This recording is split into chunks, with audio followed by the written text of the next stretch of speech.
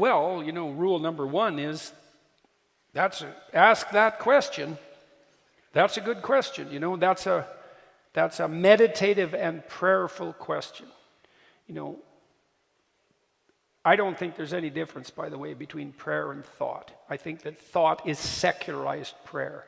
I think that's even true, like evolutionarily and historically.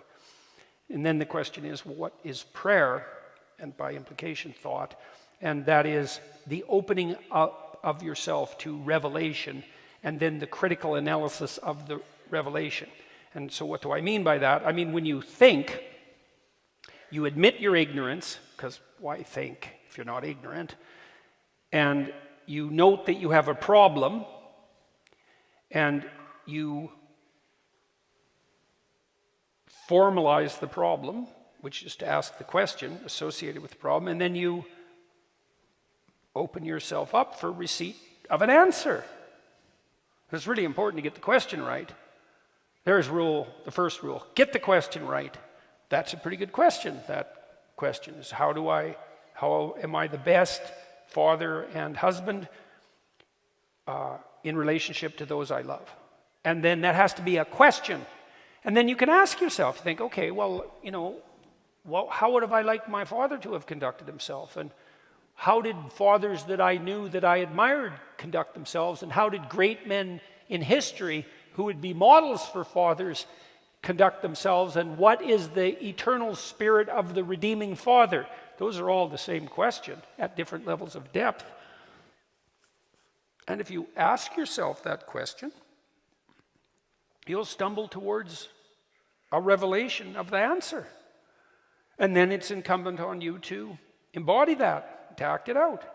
You could ask a different question. What stupid things am I doing that I could stop doing, that I would stop doing, both, that I could stop doing, that I would stop doing, that are interfering with me being that? And man, that's a great question to ask yourself every morning. What stupid thing am I doing that I could quit doing, that I would quit doing?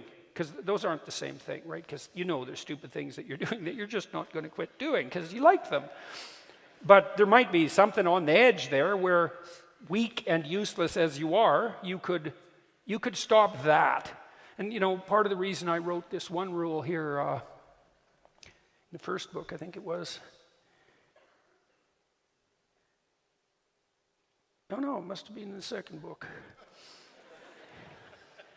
Tell the truth, or at least don't lie. No, that was the first book. That's rule 8 in the first book. Tell the truth, or at least don't lie. Well, why did I formulate it like that? It's like, well, you can't tell the truth because, what the hell do you know?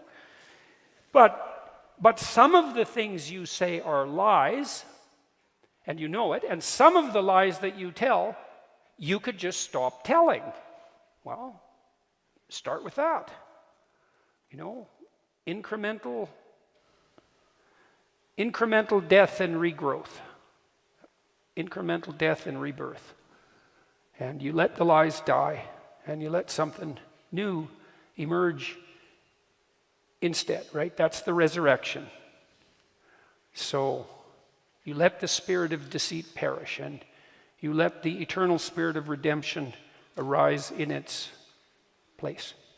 And that's really good for you, and it's really good for your wife. It'll spice up your sex life like mad, and because she'll actually want to have you around. And that's kind of useful if you're trying to seduce someone, even your wife, who you might think is otherwise obligated, and perhaps she is, but I don't know how much fun that is. Obligatory sex. It's like, that's not a very good idea. And it'll be really good for your kids, and maybe there's enough to you so that it won't just be good for you and your wife and your kids, but maybe it'll be good for your friends, and then maybe for your community, and who knows what would happen if you really got your act together.